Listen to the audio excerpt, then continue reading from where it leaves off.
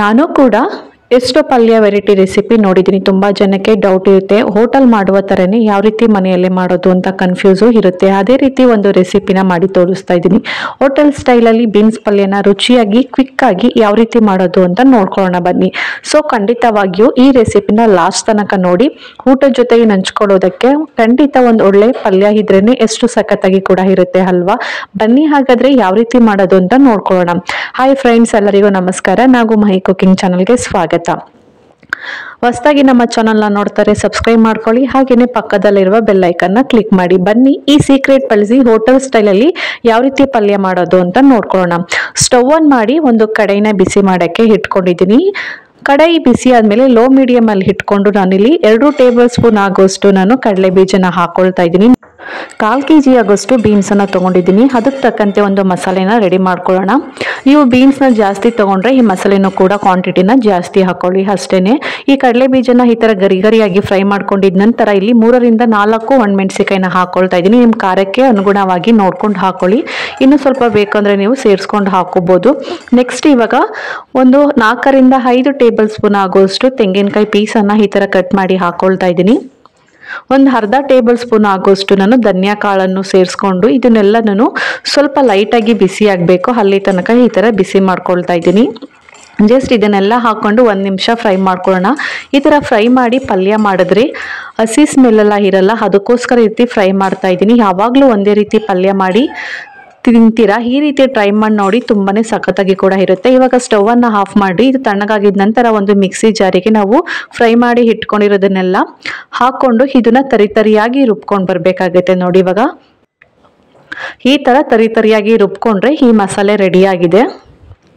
ನೀರನ್ನು ಹಾಕಕ್ಕೆ ಹೋಗ್ಬಾರ್ದು, ಹಾಗೇನೆ ಇದನ್ನ ತರಿಯಾಗಿ ರುಬ್ಕೊಂಡು ಬರಬೇಕು. ನೋಡಿ ಇದು ಪರ್ಫೆಕ್ಟ್ ಆಗಿ ರೆಡಿಯಾಗಿದೆ. ಇದನ್ನ ಇವಾಗ ಪಕ್ಕಕ್ಕೆ ಇಟ್ಟು ಮತ್ತೆ ಸ್ಟವ್ ಆನ್ ಮಾಡಿ ಒಂದು ಕಡಾಯಿನ ಬಿಸಿ ಮಾಡೋಕ್ಕೆ ಇಟ್ಕೊಂಡು ಕಡಾಯಿ ಬಿಸಿಯಾಗಿದ ನಂತರ ಇಲ್ಲಿ ಒಂದು 2ರಿಂದ 3 ಟೇಬಲ್ ಸ್ಪೂನ್ ಆಗೋಷ್ಟು ಎಣ್ಣೆನ ಹಾಕೊಳ್ತಾ ಇದ್ದೀನಿ. ಎಣ್ಣೆ ಬಿಸಿಯಾಗಿದ ನಂತರ 1 ಟೇಬಲ್ ಸ್ಪೂನ್ ಆಗೋಷ್ಟು ಕಡಲೆಬೇಳೆನ ಹಾಕೊಳ್ತಾ ಇದ್ದೀನಿ.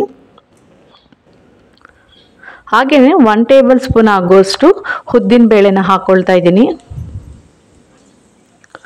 ಒಂದು ಅರ್ಧ ಟೇಬಲ್ ಸ್ಪೂನ್ ಆಗೋಷ್ಟು ನಾನು ಜೀರಿಗೆನೂ ಕೂಡ ಹಾಕೊಳ್ತಾ ಇದ್ದೀನಿ. ಹಾಗೆಯೇ ಅರ್ಧ ಟೇಬಲ್ ಸ್ಪೂನ್ ಆಗೋಷ್ಟು ಸಾಸಿವೆನ ಹಾಕ್ಕೊಂಡು ಇದು ಎಲ್ಲ ಲೋ ಮೀಡಿಯಮ್ ಅಲ್ಲೇ ಇಟ್ಕೊಂಡು ಸ್ವಲ್ಪ ಕಲರ್ ಚೇಂಜ್ ಆಗಬೇಕು. ನಾವು ಹಾಕಿರೋದು ಕಡಲೆಬೇಳೆ, ಉದ್ದಿನಬೇಳೆ, ಜೀರಿಗೆ, ಸಾಸಿವೆ ಅದೆಲ್ಲ ಸ್ವಲ್ಪ ಕಲರ್ ಚೇಂಜ್ ಆಗಬೇಕು. ಅಲ್ಲಿ ಗಂಟ ಇದನ್ನು ಈ ಥರ ಫ್ರೈ ಮಾಡ್ಕೊಳ್ಳೋದ.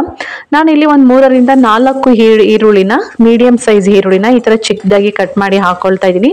ನಿಮಗೆ ಕ್ವಾಂಟಿಟಿ ಜಾಸ್ತಿ ಬೇಕಂತ ಹೇಳಿದ್ರೆ ಈರುಳ್ಳಿನ ಇನ್ನೂ ಸ್ವಲ್ಪ ಜಾಸ್ತಿನೇ ಹಾಕೊಳ್ಳಿ, ಪಲ್ಯ ಇನ್ನೂ ಸಖತ್ತಾಗಿ ಕೂಡ ಇರುತ್ತೆ. ನೋಡಿ ಈರುಳ್ಳಿ ಹಾಕ್ಕೊಂಡು ಸ್ವಲ್ಪ ಕಲರ್ ಚೇಂಜ್ ಆಗಿದ ನಂತರ ಖಾರಕ್ಕೆ ನಾನಿಲ್ಲಿ ಮತ್ತೆ 5ರಿಂದ 6 ಹಸಿಮೆಣಸಿಕಾಯಿನ ಮಧ್ಯಕ್ಕೆ ಕಟ್ ಮಾಡಿ ಹಾಕೊಳ್ತಾ ಇದ್ದೀನಿ. 1 ಗೆಡ್ಡೆ ಬೆಳ್ಳುಳ್ಳಿನ ಕಲ್ಲಿಂದ ಕ್ರಷ್ ಮಾಡಿ ಹಾಕೊಳ್ತಾ ಇದ್ದೀನಿ. ಹಾಗೆಯೇ 1 ಕಡ್ಡಿ ಹಸಿ ಕರಿಬೇವಿನ ಸೊಪ್ಪನ್ನೆಲ್ಲ ಹಾಕ್ಕೊಂಡು ಈ ಥರ ಫ್ರೈ ಮಾಡ್ಕೋಬೇಕಾಗತ್ತೆ. ಇಷ್ಟು ಫ್ರೈ ಆದರೆ ಸಾಕು. ಇವಾಗ ನಾವು 1/4 kg ಆಗೋಷ್ಟು ಬೀನ್ಸನ್ನು ನಾನು ಫಸ್ಟೇನೆ ಬೇಯಿಸಿ ರೆಡಿ ಮಾಡಿ ಇಟ್ಕೊಂಡಿದ್ದೆ, ಬೇಗನೆ ಆಗುತ್ತೆ ಅಂತ ಹೇಳಿಬಿಟ್ಟು. ಈ ಥರ ಬೇಯಿಸ್ಬಿಟ್ಬೇಕಾದ್ರೂ ನೀವು ಈ ಪಲ್ಯನ ಮಾಡ್ಕೋಬೋದು, ಇಲ್ಲಾಂದ್ರೇ ಹಾಗೇನೆ ಚಿಕ್ಕದಾಗಿ ಕಟ್ ಮಾಡಿಬಿಟ್ಟು ನೀವು ಹಾಗೇನೂ ಕೂಡ ಮಾಡ್ಕೋಬೋದು. ಬಟ್ ನಾನು ಬೇಯಿಸಿ ಮಾಡಿ ತೋರಿಸ್ತಾ ಇದ್ದೀನಿ. ಇವಾಗ ರುಚಿಗೆ ತಕ್ಕಷ್ಟು ಉಪ್ಪನ್ನು ಹಾಕ್ಕೊಂಡು ಹೈ ಫ್ಲೇಮಲ್ಲಿ ಇಟ್ಕೊಂಡು ಸ್ವಲ್ಪ ಅರಿಶಿನ ಪುಡಿನ ಹಾಕೊಳ್ತಾ ಇದ್ದೀನಿ. ಕಲರಿಗೋಸ್ಕರ ಬೇಕಂದರೆ ಹಾಕೊಳ್ಳಿ, ಬಟ್ ಹಾಕೊಂಡ್ರೆ ಕಲರ್ಫುಲ್ ಆಗಿ ಕೂಡ ಚೆನ್ನಾಗಿರುತ್ತೆ. ಹೋಟೆಲ್ ಯಾವ ರೀತಿ ಮಾಡ್ಕೊಡ್ತಾರೆ ಮಿನಿ ಮೀಲ್ಸಲ್ಲಿ ಅದೇ ರೀತಿ ಸೇಮ್ ಟು ಸೇಮ್ ಈ ಪಲ್ಯ ಹಾಗೇನೆ ಕೂಡ ಇರುತ್ತೆ. ಟೇಸ್ಟ್ ಕೂಡ ಹಾಗೇನೆ ಇರುತ್ತೆ. ನೋಡಿ ಇದನ್ನೆಲ್ಲ ಹಾಕೊಂಡು ಈ ಥರ ಚೆನ್ನಾಗಿ ಮಿಕ್ಸ್ ಮಾಡ್ಕೋಬೇಕು. ಇವಾಗ ಚೆನ್ನಾಗಿ ಮಿಕ್ಸ್ ಮಾಡ್ಕೊಂಡಿದ ನಂತರ ನಾವು ಆವಾಗಲೇ ಪುಡಿ ಮಾಡಿ ಇಟ್ಕೊಂಡಿದ್ವಲ್ಲ ಅದನ್ನೆಲ್ಲ ಹಾಕೊಂಡು ಲೋ ಮೀಡಿಯಮಲ್ಲಿ ಇಟ್ಕೊಂಡು ಇವಾಗ ಚೆನ್ನಾಗಿ ಮಿಕ್ಸ್ ಮಾಡಬೇಕಾಗತ್ತೆ. 2ರಿಂದ 3 ನಿಮಿಷ ಇದನ್ನ ಈ ಥರ ಚೆನ್ನಾಗಿ ಮಿಕ್ಸ್ ಮಾಡ್ಕೋಬೇಕಾಗತ್ತೆ. ನೋಡಿ ಈ ಥರ ಚೆನ್ನಾಗಿ ಮಿಕ್ಸ್ ಮಾಡಿದ ನಂತರ ಇವಾಗ ಸ್ಟವ್ ಅನ್ನು ಆಫ್ ಮಾಡ್ತಾ ಇದ್ದೀನಿ. ಅಷ್ಟೇನೆ ಈ ಸಿಂಪಲ್ ಆಗಿ ಹೋಟೆಲ್ಗಳಲ್ಲಿ ಮಾಡುವಂತಹ ಈ ಬೀನ್ಸ್ ಪಲ್ಯನ ಮನೆಯಲ್ಲೇ ಸುಲಭವಾಗಿ ಯಾವ ರೀತಿ ಮಾಡ್ಕೋದು ಅಂತ ನೋಡಿದ್ರಲ್ಲ. ಹೋಟೆಲ್ಗಳಲ್ಲಿ ಇದೇ ರೀತಿ ಮೆಥಡ್ ಮಾಡಿ ಪಲ್ಯ ಮಾಡ್ತಾರೆ. ಅನ್ನ ಸಾಂಬಾರ್ ಜೊತೆ, ರಸಂ ಜೊತೆ, ಮಿನಿ ಮೀಲ್ಸ್ ಜೊತೆ ಎಲ್ಲದಕ್ಕೂ ಸೂಪರ್ ಆಗಿ ಕೂಡ ಇರುತ್ತೆ. ಒಂದು ಒಳ್ಳೆ ಡಿಫ್ರೆಂಟ್ ಮೆಥಡಲ್ಲಿ ಬೀನ್ಸ್ ಪಲ್ಯನ ಈ ರೀತಿ ಮಾಡಿ ನೋಡಿ, ತುಂಬಾನೇ ಇಷ್ಟಪಟ್ಟು ತಿಂದು ಎಲ್ಲ ಖಾಲಿ ಮಾಡ್ತಾರೆ. ನೋಡಿದ್ರಲ್ಲ ಫ್ರೆಂಡ್ಸ್, ಈ ಬೀನ್ಸ್ ಪಲ್ಯನ ಯಾವ ರೀತಿ ಮಾಡೋದು ಅಂತ. ಈ ವಿಡಿಯೋ ಇಷ್ಟ ಆದರೆ ಒಂದು ಲೈಕ್ ಮಾಡಿ, ಶೇರ್ ಮಾಡಿ, ಕಮೆಂಟ್ ಮಾಡಿ.